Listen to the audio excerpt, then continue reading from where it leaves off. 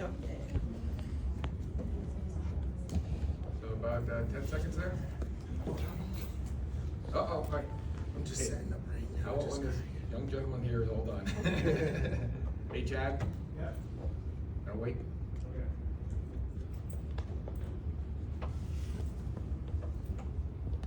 If it moves, I'll. And when you're all set, or? Hey, Chad, a few more seconds. Hello?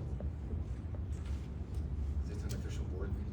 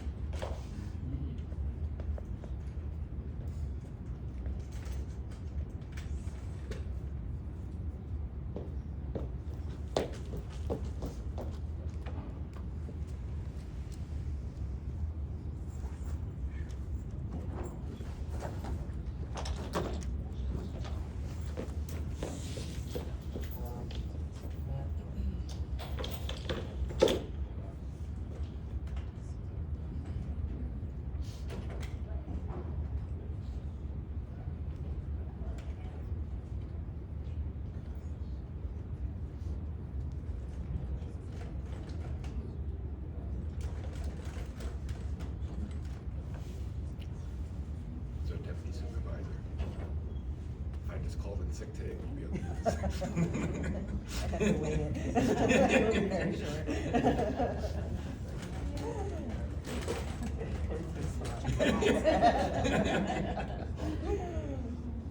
I was thinking about it. Can't do that to me, Peter. No, I would never do that.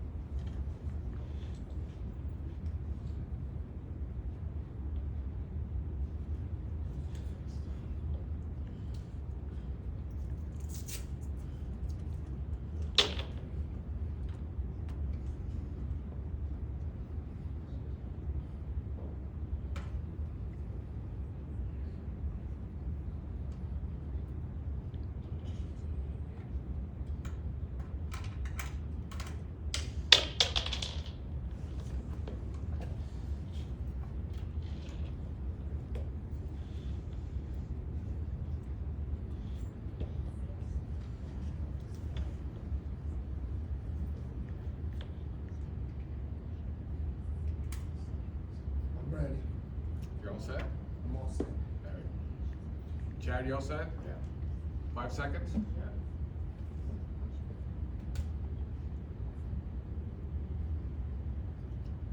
Okay, good morning, and thank you for coming this morning for my State of the Town address. Again, we're trying to do something different this year. Usually we do it during town board meetings, and we've done it at chamber events also, but I thought, given the breadth of the agenda for the upcoming year and also what we did last year, probably better do it in a more relaxed setting. We have television cameras, it's not so relaxed, but I'm gonna do my best to do it. Again, I want to thank Jessica, who's over here. She's going to be coordinating the slideshow. It's about 34 slides, so when you're counting, you'll be the little numbers on the bottom. You can see how far along we are. And again, we think, sometimes photos and pictures are better than words.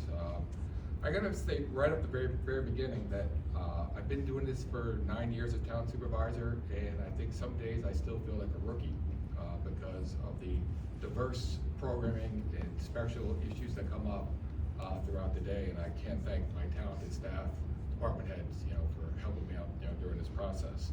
So again, I'm gonna make it clear that this is a snapshot of what the town does. There's a lot more going on behind the scenes, and I don't want to be slighting anybody.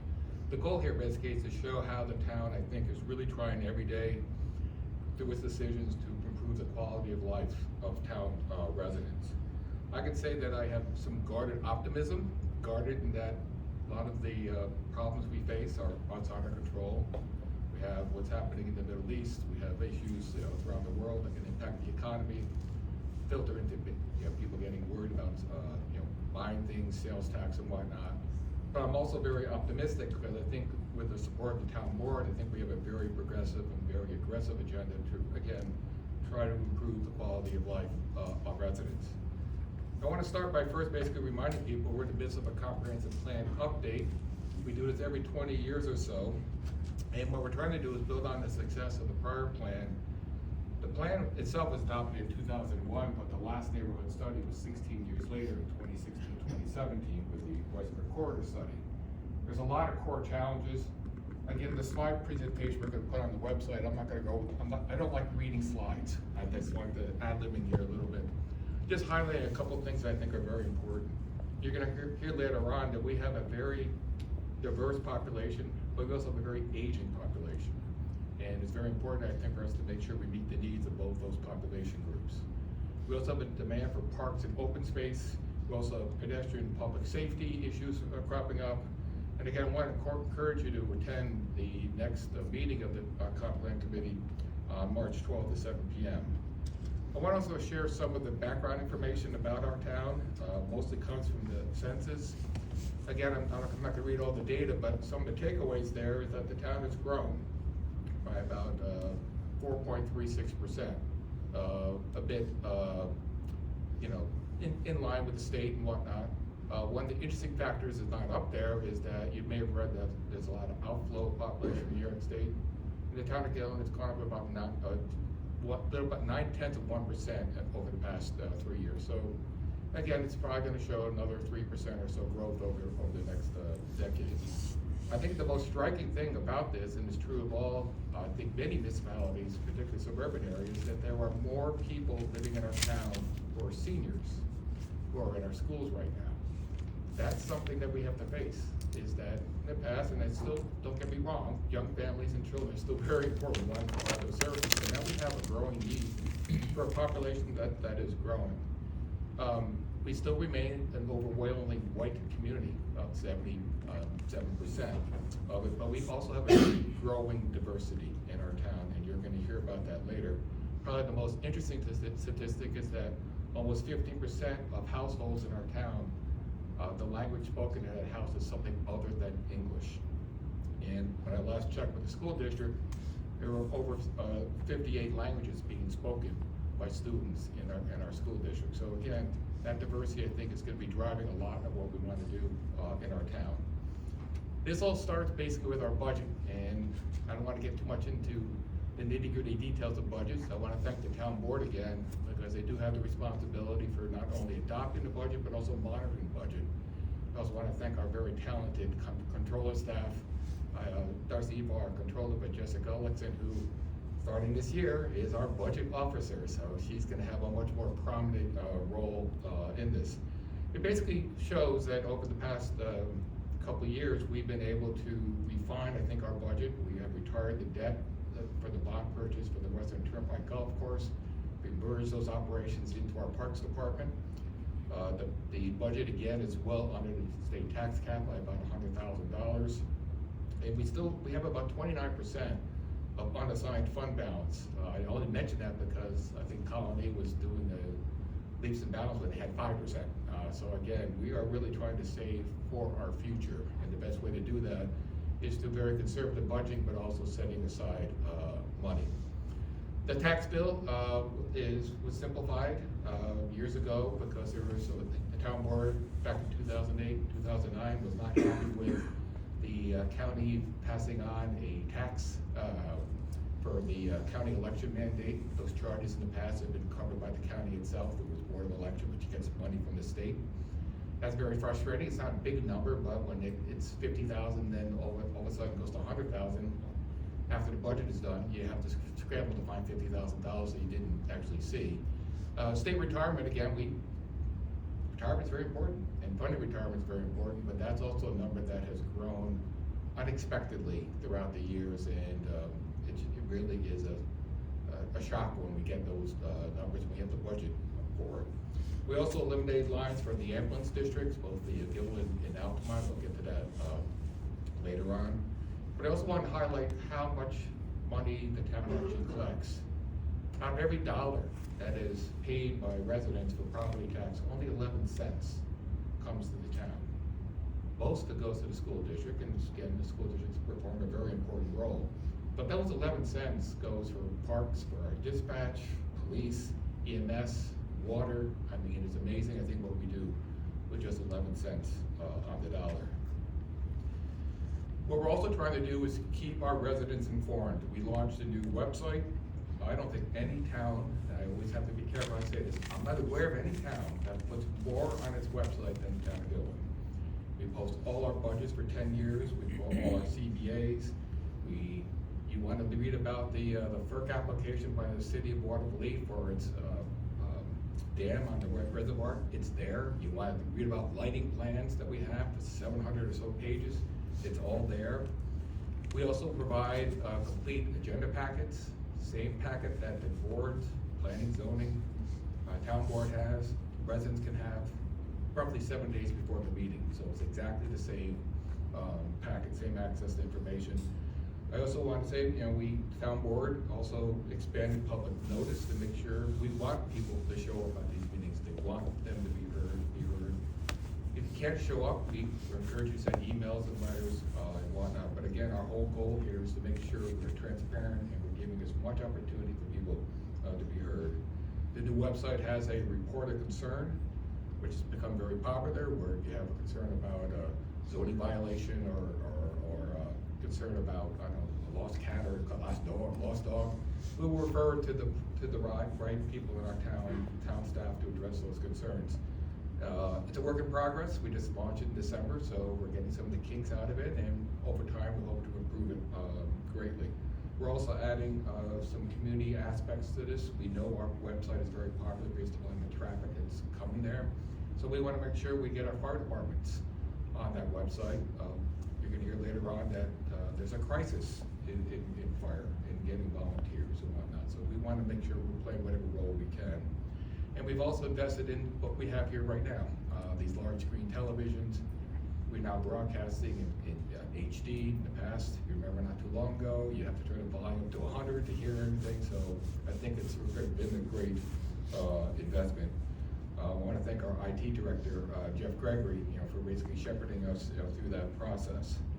I also want to make sure we don't forget some things that occur behind the scenes. The town clerk and the assessor, this is just a snapshot. This is not meant to be anywhere close to what they do every day. But I thought it might be nice to know some of the data out there. We had about 146 marriage licenses and whatnot. There's almost 2,000 dog licenses.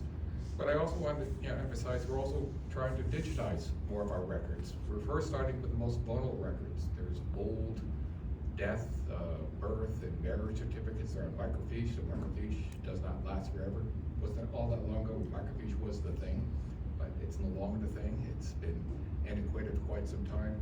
So we work with the county to digitize all those records. And the county clerk also collects a lot of money for other entities. We don't have a handling charge on that. We collect it and we remit it to the proper entity. Town assessor, again, I just wanted to emphasize these are snapshot. The town's assessed value, kind of interesting, is almost $4.5 billion, which sounds like a big number. The vast majority of that actually is in residential properties. About 86% are residential properties. We have a lot of very nice single-family homes and whatnot. So I think again it's interesting. And at some point, we're gonna have to,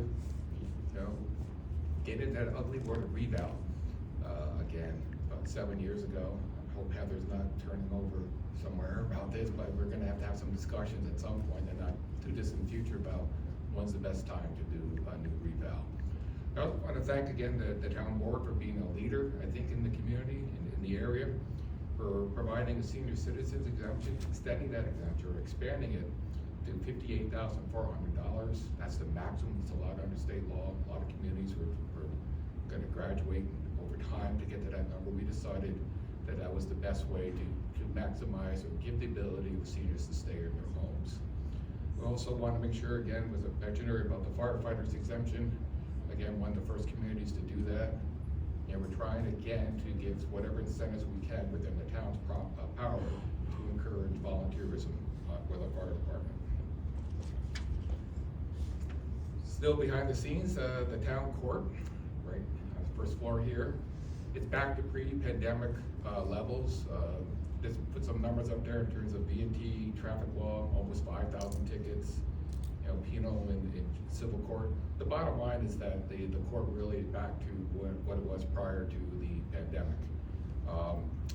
They also have been very successful in getting grants to increase security in terms of metal detectors and door fobs. And again, I want to thank the courts basically for seeing basically managing, I think, a very busy and very active court in a very efficient manner. I want to turn also quickly to our senior services. One of the takeaways on the senior services is that the programs are back to pre-pandemic levels, but probably even more. We're at the point now where we actually can't serve all of our seniors who want to take an exercise class. So we're gonna look at other options, look at other places within town facilities where we can start moving some of these facilities. There's a picture there of a bus. Those buses cost about $150,000. It's a very generous state grant of 80%, but we still have to come up with 20% of that number. But it's essential for us to provide transportation for shopping, medical, and congregate meals. We serve well over 800 town seniors. That's probably off by several hundred, because we also do well over 3,000 transports of seniors. Moving on now to water and wastewater. Again, it's behind the scenes, but it's probably one of the most essential departments in our town. Very few people take responsibility for providing potable water, making sure that there's pressure, not only in homes, but also at fire hydrants. So it's a challenge. And one of the biggest issues we have, I think, right now is excessive summer water usage. During the winter, today, there's not much water activity outside.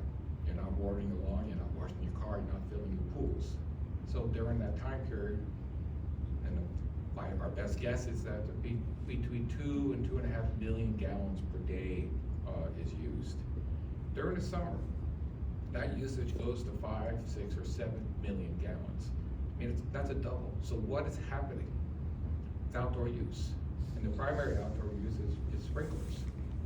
And sprinkling is okay if you do it during the nighttime hours when the demand is down, it's dark and whatnot, you're not getting evaporation. But if you do it in the middle of the day, when it's 85 degrees and it's 2 o'clock in the afternoon, that's wasteful. And we're gonna try to continue to educate people about that, make sure that they understand that we have sprinkler regulations. We also have passed, in the past couple of years, imposed higher rates on what I call abusers. People basically are just wasting water. That's, again, a serious issue going forward. But again, I want to thank our superintendent, Bill Bermagen, and town engineer, Jesse Frayne, because they have come up with some ideas.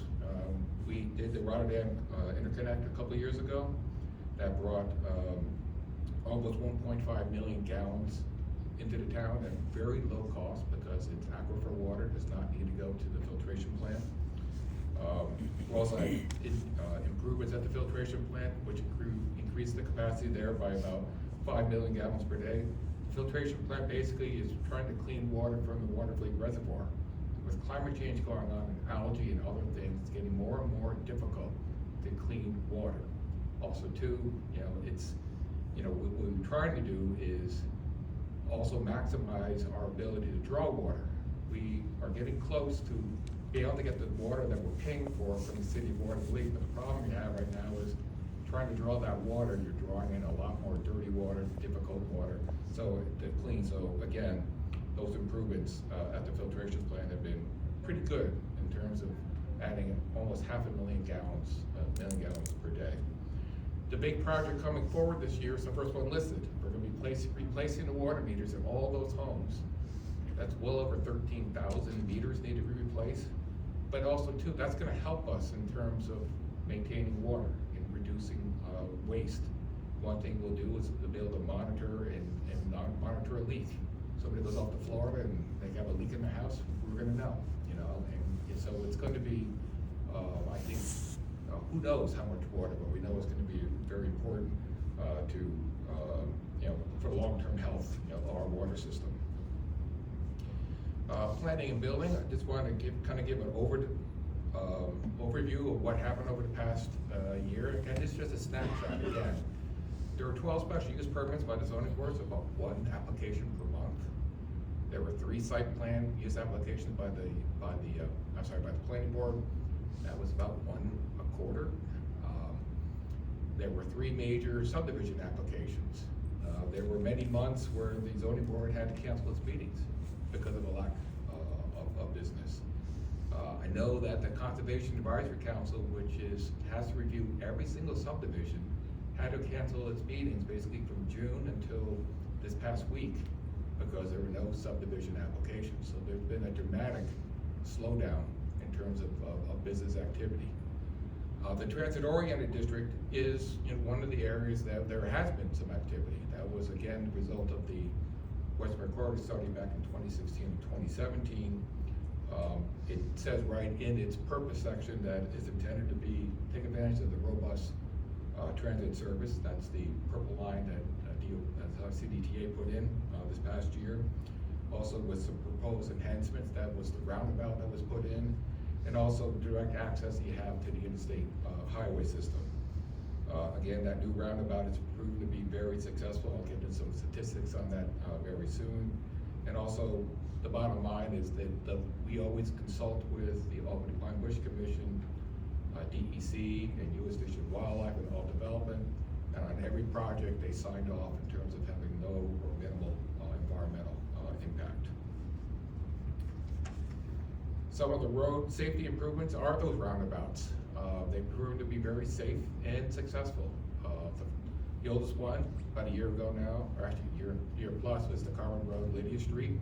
That was a federally funded safety program because of the hazards known there, fatalities that were there. Since that time, that unsafe condition has resulted in, over that year, about 1 accident per month, and only 2 of them required any transport for personal injury. And again, the most common cause was failure to yield in right away, which is often the common problem with roundabouts. But again, it's been proven successful. Same thing with the Northway Crossgates Mall Road. Again, the data still is a relatively short period, only since July, but during that July period, there were 4 accidents, including 1 with a personal injury. Again, mostly following too closely. Most importantly, DOT, which has jurisdiction over that road, did not have to post any detour signs for the first time in years because the roundabout is functioning quite well. Another roundabout that's not in our town, but it's going to impact people in our town, is the county's proposing a roundabout at Washington Avenue and 155. That's going to be a major undertaking. It's a $16 million project. I think to pave from 155 from Route 20 all the way up to Waterloo Shaker Road. Part of the improvements, which we appreciate by town residents, is they're going to be extending the left turn lane at Old State Road. If you ever take that road during rush hour, you can get backed up, and so they're going to have extend that dedicated left turn lane by 300 feet. Again, we'll keep you posted as much as we can about that project. It's done by Albany County, but it's going to be a major undertaking. Police department is probably one of the more active departments in terms of its public engagement. I want to again thank the police department for undergoing this accreditation program with New York State. That New York State law enforcement accreditation is a very rigorous only about a third of police departments go through it. I credit our police department for voluntarily doing this. They want to be the best. And I think it's only through that process that they end up becoming the best. So, and I list there all the programs and services, and that's, again, not even a complete list. And I want to highlight a couple of them, which I'll get into later on, is we are adding another school resource officer at the Farnsworth Middle School. And we have a special retail interdiction detail dealing with shoplifting, credit card fraud and whatnot. We want to make sure we're supporting our local businesses. And part of this is to try to have officers who are designed to try, or assigned to address that issue, which again is really quality of life issues. Police department requires a lot of investment. We have a replacement plan for replacing vehicles, and we have two new police vehicles coming in. We also are replacing, that's the part I think it's striking, replacing our body and car cameras. That means we're replacing it. It means they're not putting in new ones. Because we first did this back in 2016, I think it was one of the first things we agreed upon doing. This was long before the tragedies of George Floyd and whatnot. We decided, credit the chief and others for recommending this, this was decided was good for officers and good for the community. And again, here we are now, 7 years later, and we have to replace those cameras. So that was a nice investment. I'm gonna thank the board, town board, for supporting that. We also are investing major investments in our local dispatch, and I wanna emphasize local dispatch. It's very important that we have trained professionals who know our town. They know our town, they know our streets, they know our staff, they know who's on duty. It's vital, and that's the first step in any response. So I can't emphasize, it often gets overlooked, and I have a little photo there of the new, I think I actually have the person who may be in the photo right there. It's, you know, again, it's one of those, if you have opportunity to stop by and see that operation and give some thanks, again, I want to thank them again for their service, and I want to make sure there's a long-term commitment to having a local dispatch. We also are microsafe communications. I have no idea what that actually is, but I've been told it's very important. And basically, it adds for redundancy. It's a lot, allows us to communicate with other agencies in the county and whatnot. All I know is that it's vital to a coherent, comprehensive first response. We also have expanded our police force. We now have 43 officers, which I believe is the largest in town history, both a new officer and a sergeant. I think the sergeant sometimes gets overlooked. Having a more senior person is vital. We have a number of young officers and whatnot, and having that backup to refer, to ask questions, to make sure they're doing the right thing is very good and very important to have an excellent police force. We also are increasing police school security. I mentioned earlier that we're adding a resource officer at the middle school. Again, I want to thank the town board for funding that opportunity. But also too, we have partners in elected office. Congressman Tonko provided us with a generous grant that allowed us communications in all the schools. These are very sprawling buildings. It's hard to make sure that officer can communicate within the building. So that really does help in terms of making sure that we have a solid and complete response to that. And again, I want to thank Police Chief Dan McNally for leading the efforts, not only with these things, but again, I think is running the best police department in our area. We hear a lot about traffic safety. Again, we added a new traffic safety officer. His sole responsibility is traffic. In the past, we would have an officer, patrolman, could be called off to another site and whatnot. This officer has the ability to devote time, extended time in days to dealing with neighborhood safety issues. We also have more your speed signs up. We have 4 permanent locations. We have a number of ones that we can move around from whatnot. Again, it's all part of our effort to try to lower the speed and make our streets not only good for safer drivers, but also for cyclists and for pedestrians. And also too, to emphasize the importance of traffic safety committees, we are now broadcasting those meetings live, those agendas are posted on site. We're treating the traffic safety committee just like a town board. So it's gonna follow the same process. We wanna make sure that people have an opportunity to see that board and get a better idea of what that board can do. We want, if people have concerns or requests, we wanna make sure those requests are heard by our traffic safety committee.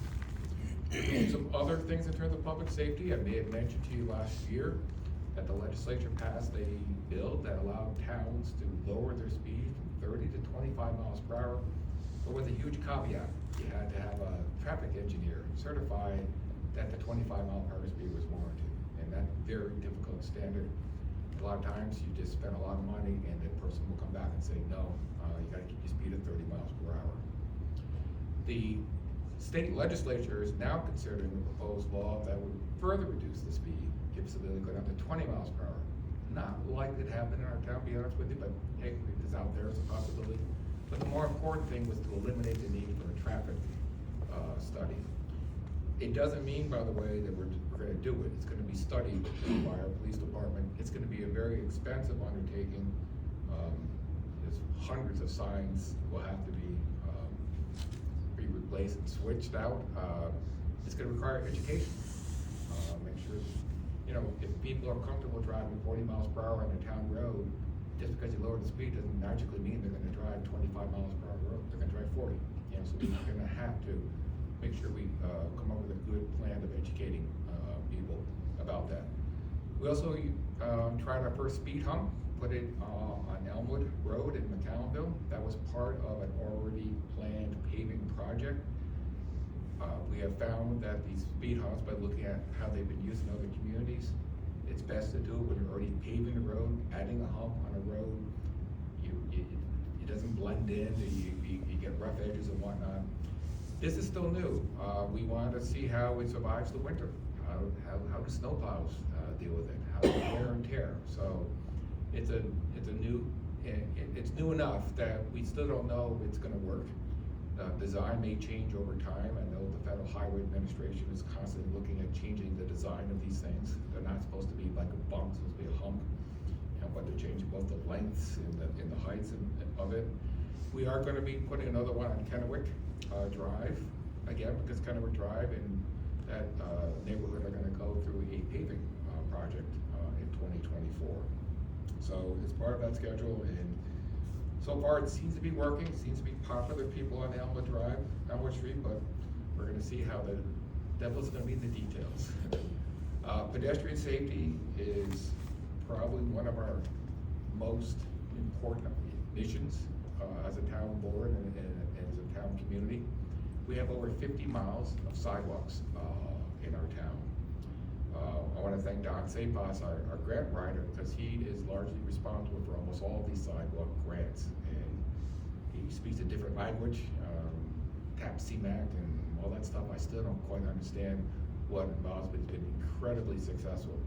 What's not on there was last year, we finished our plan to try to add sidewalks to elementary schools. We added sidewalks on Olmsted Road over to Linwood Elementary School, a sidewalk down Carmen Road to Pine Bush Elementary School. And again, my most favorite sidewalk was the sidewalk from up to the library on Route 20 and a crosswalk to the Guilderland Elementary School. They've been proven very successful, very popular, and probably the greatest demand that we have. We're going to be continuing that effort. We have a couple projects for sidewalks on Carmen Road, really Carmen Road from Weston up to East Old State, then down East Old State to Hillside. That will then link to the sidewalk that takes us to Linwood Elementary School. That sidewalk, and I don't have the exact distance, that's cost $2.5 million. Right now, to build 1 linear foot of a 5-foot sidewalk is between $250 and $300. Every time you take a step on a sidewalk, that's about $1,000. Maybe $750 for my wife, but about $1,000 for me. That is stunning when you realize that. 20 years ago it was $50. So the problem we have right now, and it's a blessing for our town, we have lots of ravines, we have lots of gullies, we have very topography, but you've tried to put a sidewalk in, it's difficult, it's very expensive. We have a lot of farm lanes, we have a lot of irregular rights of way, you know, it's a constant struggle. There's a lot of outside expenses than simply just putting out concrete. Unfortunately, concrete itself, it's also gotten very expensive. So again, we've also put in some applications for the new cycle. These are all rated by DOT because they're all funded in part by DOT, about 80%, and the town picks up 20%. So back on that 2.5 million, the town's share is $500,000. That's a lot of money to come up with, particularly when your growth in your budget in terms of taxes is more like 200,000. So something has to give somewhere, in the process. So among those applications, we're looking both at Willow Street and Gun Club Road. We put the applications in. It's in the hands of DOT. Hopefully we'll know in the next couple of months whether or not they're going to grant one or more of those sidewalks. We have other applications we put in too, but those two seem to be the most popular and the most demand. Again, we have a new planned multi-use path. It's gonna go in, it's gonna be our first multi-use path. Multi-use path means both a pedestrian and bicycle path. It's gonna start at 20 on 146, then lead past Towson Park, and then go up to the Winter Rec area. Long-term plan is to continue it on to Guilderland Center and on to Altamont, but that is a long and expensive process. That was only possible through a generous grant secured by State Senator Neil Resman to make that happen. We're also in the midst of an ADA self-assessment. State law requires us to make sure that our sidewalks are ADA compliant, making sure that we have smooth at curbs for wheelchairs and people walking with aids and whatnot. But we're taking one step further. We're also assessing our own facilities. We want to make sure that our parks, that this town hall, that any facility you go to in town hall has access for the disabled. And our plan is, once we get that plan developed, it's gonna have an action plan, short and long term. It could be expensive, but we are committed to make sure that all of our facilities and our sidewalks are fully accessible by the disabled community. Highway department, everybody seems to love the highway department. Get more compliments about the highway department than probably, well, maybe Parks is pretty close to, but people love their highway department. It's easy to love. They pave and maintain 168.5 miles of road. But if you're doing a snow run, you gotta do both sides, so it becomes 337 miles. That's about from here to the outskirts of Washington DC, and they have to do that multiple times, so it's a very, very labor intensive, takes professionals, it takes a lot of training, and again, it's probably one of the most important things that we do. We try to pave our roads on a regular basis. Used to be every 10 years, so if you do quick math, that's about 16 miles. But the cost of paving, everything you can think of, has gone up in price. So the ability to maintain those roads and pave those roads has really been cut in half to closer to 8 miles over the past 2 years. I put some details about how much that involves. The bottom line is, one of the things we did several years ago, and we're gonna credit the highway department, we actually bought some used paving equipment so we can start doing some of that stuff ourselves. We try to do it, we're mostly used in town facilities, town roads, town park roads, the parking lot for the new EMS building, highway to do the paving. That saves money instead of having to hire contractors to do it. We also have a very talented mechanics who fabricate. That's a new snowplow there, but at some point it's gonna need a new blade. It's gonna need something in it. It's going to break, and most of the times our mechanics, very talented individuals, can make those repairs and not have to send it out for a very costly and also to a long delay in getting that repair done. Highway department also is responsible for maintaining this roads in terms of cleanup, and that's a nice little picture of a new sweeper. I forget how much money it was, but it was a couple $100,000 at least, maybe even 300,000. I've lost track of what that was. We tried to sweep our roads 5 times per year. DEC requires it to be done 2 years. And the reason why you do it is to keep the debris out of our stormwater drains. And also keep our roads better, you know, for bicyclists and walkers and whatnot.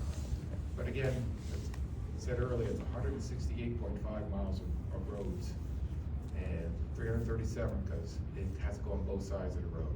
And so again, it's very important for us to do that. The fall leaf collection, everybody loves that calendar. It's a commitment that we are going to continue to do.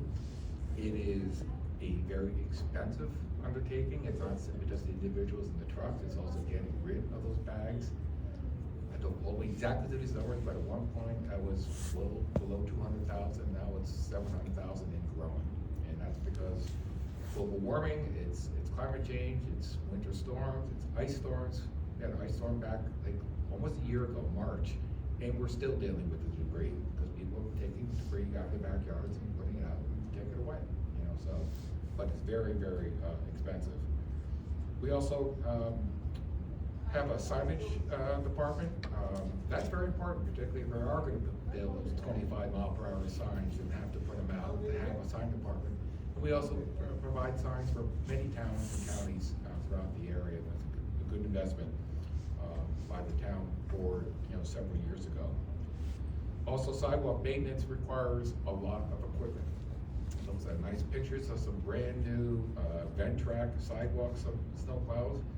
I just know as different people came in, they saw that, they said, wow. I mean, that's like, people who know said those are top of the line. Those are brushes on it, so if we get a nuisance storm of a couple of inches, we can just put the brushes out and we don't have to put the blades out.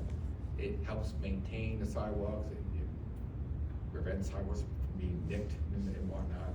So that was only the result of a very generous grant that Neil Breslin was able to secure. Those machines cost $125,000. We also got a mini excavator from 70% Bill Steck, again for about $125,000. That also helps with maintaining and also building sidewalks. One of the questions we have going forward is shifting the responsibility. For at least 20 years, the Parks Department has had responsibility for plowing our sidewalks. And that's because the highway guys are plowing our streets or the back end are maintaining these. So we don't have the people in the highway department to do that. We would like to come up with a system where the sidewalks are being treated, being dealt with at the same time the roads are. That's going to require adding more staff to the highway department.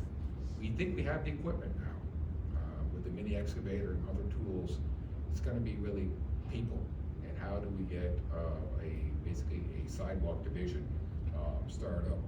It's going to cost quite a bit of money. It's going to be part of 2025 budget preparations, and we'll be starting those discussions in the next couple of weeks. I want to talk also about EMS, which is recognized as a leader in ALS response. That's not me saying that. That's what the state said just a couple of years ago when it awarded the state EMS agency of the year. Advanced life support, and it's probably not the most accurate way, but I view it as an emergency room on wheels. It gets to a home typically within 6 minutes of a call, and you're going to get somebody who has the ability to administer IVs, intubation, EKGs, controlled substances, and be in contact with the hospital. So it's an extension in many ways of that emergency room. EMS really got that award, I think, at one of the worst times in history in terms of health crisis during the pandemic and how they responded. They one of the few agencies that got a rare DOH license. It seems long ago, but it was only a couple of years ago. Rare DOH license to administer vaccines. So they had a number of clinics. They went to the high school, but most importantly, they also went to homebound people who could not get out, who were really terrified during the pandemic, and administered vaccines. We also now have expanded that ALS ambulance into the village of Altamont and the town of Knox. We previously provided fly car service, but we're now expanding that service. And also, New York State is finally recognizing that EMS is essential, like actually saying that, saying they provided essential service, and that would hopefully then provide some additional funding, at the state, level. In terms of being an EMS leader, I don't think any entity does more for the community as a whole, but also as a state as a whole, as this EMS department does. They developed a hospital offload policy, which the town board endorsed. That's basically where the hospitals, because of shortages in their ERs and whatnot, we're basically keeping our ambulances on the tarmac, or not taking over responsibility for patients. That could go on for hours, which meant for hours, those ambulances were not back in our town serving our residents. So that offload policy really put the hospitals on notice, you know, that if you're going to rely upon us to provide emergency services, then you're gonna pay us for our emergency service. Also, direct pay legislation might seem hyper technical, but that was a problem where insurance companies were sending money, you know, for a claim for a hospital ride to the subscriber. And then a couple of months later, the town would bill and say, well, where's, you know, it's a very expensive service, and the person wouldn't have the money anymore. They, you know, so basically what the state did is, no, you've got to provide the payment now directly to the EMS department. EMS ambulances are very expensive, about $350,000 per ambulance. We've invested in 2 new ambulances that are pictured there. But more importantly, and I think as importantly, we've also provided the crews. We've added a 4th ambulance crew during the peak times, 7 days a week. We've also, in our 2024 budget, have added reserves for those ambulance purchases. Also, too, it's the maintaining those ambulances that often gets overlooked. We have a very, very talented mechanic, Wyatt Muller, who at the central garage, who keeps these ambulances up and running, keeps the police cars going. We've invested in new space at the central garage and trying to upgrade his equipment. I think again, that's something that goes on behind the scenes that people don't really appreciate. Those machines take a lot of abuse, a lot of miles driven and whatnot. He does a fabulous job of keeping those ambulances in service and getting them on the road. He takes a lot of pride in what he does, and is a central part of providing a complete response service. A couple of other things I just wanted to show you, that we do have a lot of partners out there, particularly at the state legislature. But we also got a nice grant from the Gary Sinise Foundation. Gary Sinise is a well-known actor. He set up a foundation nationwide to provide for EMS and ambulance grants. And he provided us with the money so we could do put the Zoll ventilator monitor. Zoll ventilator is for keeping airways open and whatnot. It really is an extra set of hands. Paramedics in the back of the ambulance are busy with lots of other things, and having that automatic air support is vital. The other picture there is a new power stretcher and lift that cost about $50,000, a little less than that. Not only does it save people's back injuries, workers' comp claims, but also make sure that people are protected as much as possible. We don't want our medics and our EMTs being harmed. People are getting heavier, so we need to provide some assistance for getting our patients into the ambulances as quickly and as safely as possible. Part of that requirement is making sure that we continue to have homes for our ambulances. We have more ambulances, we need another EMS station. It's been roughly 40 years since there was a new ambulance station.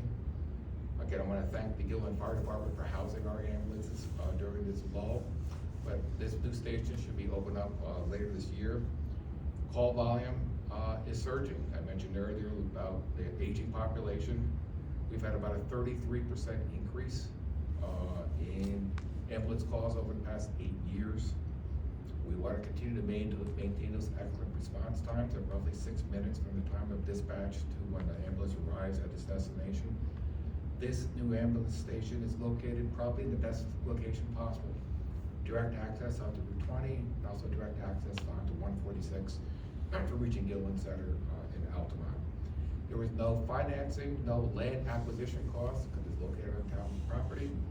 It's also gonna be a new home for our emergency command vehicle, which is currently at Central Garage, and occupy that third bay there. So again, we become a very important cog, I think, in how we respond and be able to maintain our excellent response for residents. We also, and again, I want to thank the town board and Albany County for their support for firefighters. That's a prototype. It's not going to be exactly that. It could be pretty close to that. That's going to be the new fire training facility that we will be installing, putting up later this year. I mentioned earlier there's a crisis right now in recruiting. Our firefighters may be volunteers, but they're trained professionals, and this is essential, I think, to making sure that they are trained, particularly dealing with elevation rescues, also controlled fire burns and whatnot. I want to again, thank our firefighters. We've been partnering with the town's 8 independent fire departments on this effort. It's opening in probably late 2024. You might see some activity fairly soon. This is only possible again through a $500,000 grant that we received from Albany County. And the town and the fire departments contribute the rest. It's almost a $900,000 investment.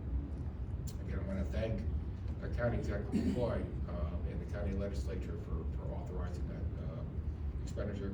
And I also want to thank several firefighters that helped out, in particular Dave Missicola, Tony Carroll, and Ted Raymond have really been guiding me. I had an opportunity to go see one of these fire facilities over in Rensselaer County, and I just know they're very eager. More importantly, it's going to not only serve the 8 fire departments, but we also provide access to the more Knox and Burn and other places that don't have access to this sort of facility. We also understand that recruitment and retention is very important. So I want to thank the town board for being among the first communities to extend the property tax exemption. Provides a property exemption for people who served at least 2 years of own property in the town of Guilderland. Right now, the state legislature is actually considering a change in that. Right now, you have to choose between the property tax exemption or a deduction on your tax return. Now they're going to hopefully allow firefighters to have both and not have to choose between the two. We also, again, have launched a new town website. We know there's a lot of traffic on that website. We want to make sure that we maximize the ability of firefighters a fire department, I should say, to get word out about their recruitment efforts. Volunteerism is unfortunately waning in our community, not just here but around the country. And we're going to do whatever we can to help our firefighters get the training and also get the personnel necessary to respond to emergencies. Going to turn now quickly to our park improvements. We are making a record investment in our parks both this year and next year. It's largely because of the quality of life issue. The pandemic brought a lot of people out into our parks, and we want to make sure we continue to improve them. Starts with trail maintenance, and those are nice little pictures in the snow there of a mini excavator, a mower, and utility cart, thanks to Assembly Board Member Pat Bay for providing. And I list there the other improvements, and again, I'm going to provide this slide. I'm not going to read through all of them, but again, those substantial improvements in 2023. We also had a major improvements at Town Center Park, and that was thanks again to former State Senator George Amador, over $700,000 to improve GPAC, making it probably one of the best outdoor venues in the area, with terrace platforms, dancing platform, patio area, new lighting and sound. But also, it's now used by other groups. We have dance groups, we have school groups and whatnot, so it's really becoming a premier location. I want to highlight just a few other improvements at Tower Center. I have 2 pickleball courts, so you're going to hear a lot about pickleball, I mentioned earlier. We also added a splash pad for kids at the pool. It's become extremely popular. We put it in kind of late in the school season, but it's already proven very popular. And Albany County put in a nice adult fitness court that gets daily use even during the winter time. And again, our goal here is try to be as inclusive and expansive, I should say, in our offerings to serve a diverse population. We have several essential partners. There's 4 quick photos of what our scout troops do for us. They have a May Day, or I should say a weekend in May, where they come to Town Center Park and they do improvements, and those things, those little items like that really do add to quality of life. It's basically doing things that would take our staff some time to do, and they get credit for it. They get the Eagle Scout projects and whatnot, so it's very, very helpful. And I really want to thank our Scout troops for helping out. 2024 planned park improvements. I'm not going to read through all of them. All I'm going to say is it's pickleball, playgrounds, and bathrooms, and other things. And again, I want to thank our State Senator Breslin and our Assembly members, Pat Fahey and Phil Steck, for providing very generous support for those improvements. And again, we'll put these complete slides, on our website. We also want to thank the Mohawk Hudson Land Conservancy. It recently closed on the purchase of 225 acres of land at the end of Bond Road. It's absolutely gorgeous property. It's going to be a trail system with light use, but it's also part of our efforts to continue to try to expand our open space. And with the Mohawk Hudson Land Conservancy, the Holy Pine Bush, Open Space Institute, the Department of Environmental Conservation all take a role in their holdings in town of trying to preserve basically land that is near water resources. In particular this one, because this is a major tributary to the Watervliet Reservoir. The town also is, I think, taking a leading role in climate change. We're well on our way to preserving at least 30% of our town's land mass, not only the holdings that we just talked about Mohawk Hudson Land Conservancy, but we have the Pine Bush and other entities that also contribute to that.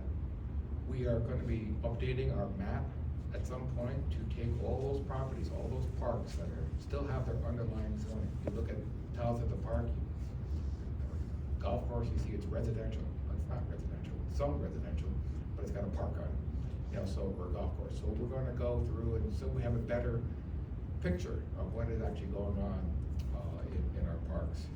We've also, our climate smart community, we've upgraded town hall facilities to LED, with a charging station out there, upgrading our HVAC. I want to thank Kevin Bernard for leading that charge. We're also converting 603 lights that we purchased from, street lights we purchased from National Grid to LED. And we're also part of a community solar, which we get credit on our tax bill, on our National Grid bill, because of our holdings and interest in the Amsterdam solar facility. And we also have plans at some point to put a solar facility at our transfer station. We have a contract with GE Solar, but they're waiting for upgrades on the National Grid facilities in Guilderland Center before we can actually put that facility at the transfer station.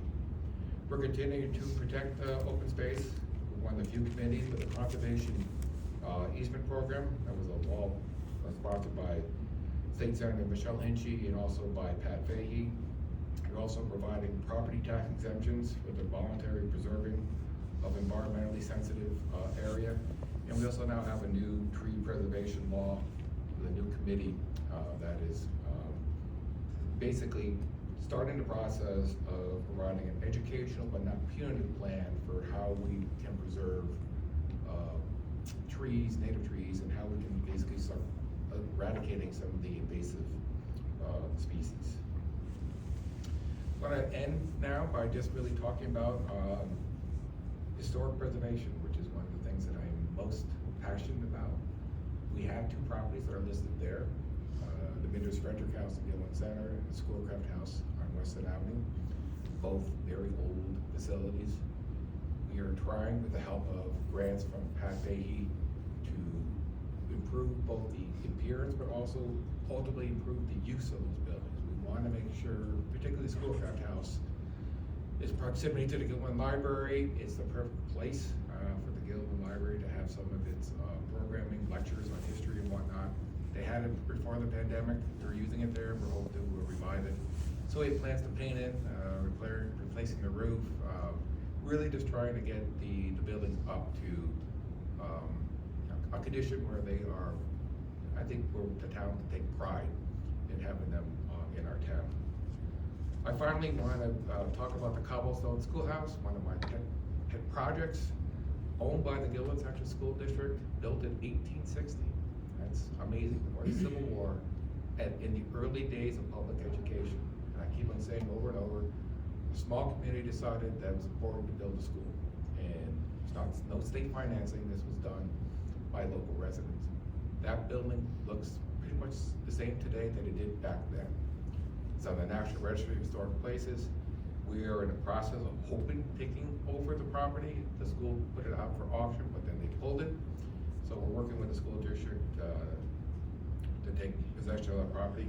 We also secured a grant from the Assemblyperson Fay if we do take over the building, $125,000 for necessary improvements, which I listed there: new roof, deal with the interior walls, upgrade bathrooms. We're even gonna try to restore the outhouse, even though we're not gonna use it, but to show what it was like back in 1860 and whatnot. And also, too, most importantly, probably, even if there's no building there, it's a potential, it will be a multiple use path, bicycle and pedestrian link from the core of this hamlet to Keynotes Park. Right now, residents, they wanna go through the park, have to hop in a car and go to the far ends to reach the park. So our goal is to have a direct connection to this borders right on the town park.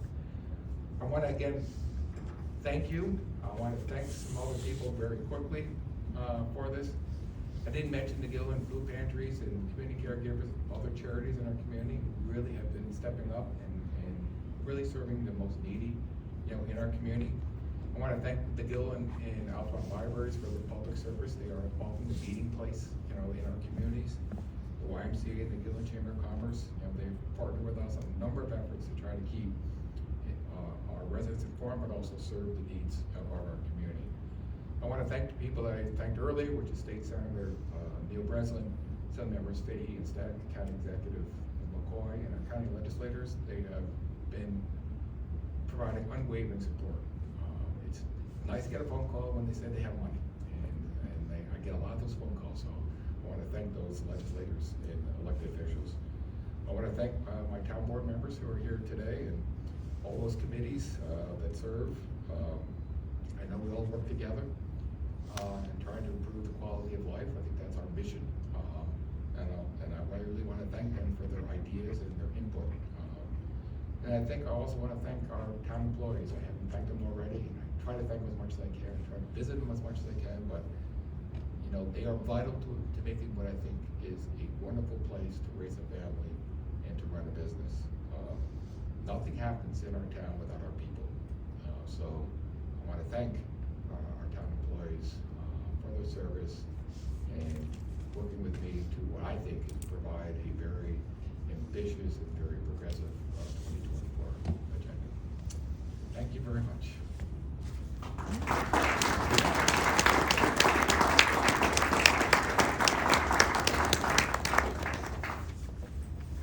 And that's it. Hey, 1 hour, almost exactly.